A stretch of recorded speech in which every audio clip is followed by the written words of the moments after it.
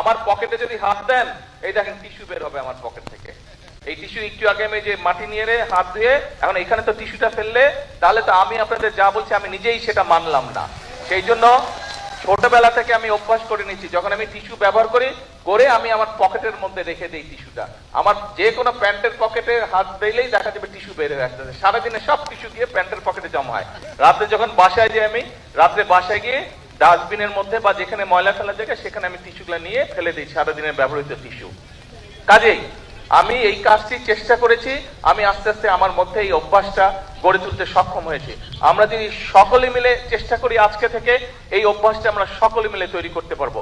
এবং এই অভ্যাসটা যদি আমরা প্রত্যেকটা মানুষ, এই দেশের প্রতিটি মানুষ যদি আমরা এই অভ্যাসটি গড়ে তুলতে পারি, তাহলে আমরা একটা সুন্দর পরিষ্কার একটি দেশ গড়ে তুলতে পারবো, যেই দেশের পরিবেশটা সুন্দর হবে, যেই দেশটি দেখে সবাই প্রশংসা করবে।